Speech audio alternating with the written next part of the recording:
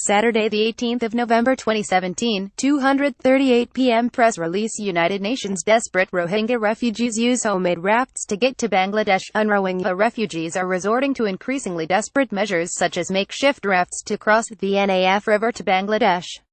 Photo UNHCRAndrew McConnell17 November 2017. Over the past 10 days, dozens of makeshift rafts carrying more than 1,000 people have floated into Bangladesh, proof that Rohingya refugees are resorting to increasingly desperate means to flee to Myanmar, the United Nations Refugee Agency said Friday. Unable to pay for the crossing, refugees are building rafts from whatever material they can get their hands on, mostly bamboo poles and empty jerry cans tied together with rope and covered with plastic sheets. William Spindler, spokesperson for the Office of the UN High Commissioner for Refugees UNHCR, told reporters at the regular press briefing in Geneva, using paddles made of bamboo and plastic debris. Some of these rafts made it to Shahpur DWIP in Bangladesh, a journey of about 4 hours, he added, pointing out that the Naf River estuary between the two countries is about 3 kilometers wide at this point.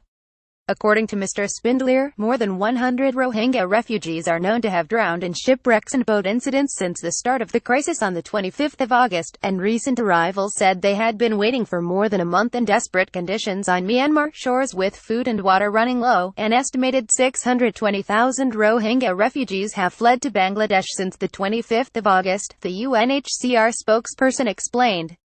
The Kutupalong extension site alone, which was set up soon after the influx began, is now highly congested, sheltering some 335,000 new arrivals, more than half of the influx so far, citing UN Habitat data that Dhaka's population density is 44,500 people per square kilometer. UNHCR said 13 out of 20 blocks in the Kutupalong extension area are more densely populated than parts of the Bangladesh capital city, with an area known as Block CC sheltering more than 95,000 people per square kilometer. Despite concerted efforts to deliver more aid and services, the overcrowding and difficult living conditions in the camps and makeshift sites increase health, sanitation and fire risks as well as violence and trafficking, stressed Mr. Spindler.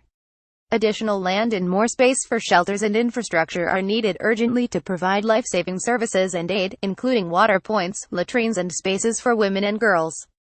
As high population density also escalates risks, particularly for UAL and gender-based violence (SGBV), UNHCR is engaging all segments of the refugee communities to raise awareness. Together with our partners, we are working to put in place referral pathways for women, survivors of SGBV, as well as safe spaces for women and girls, said Mr. Spindler.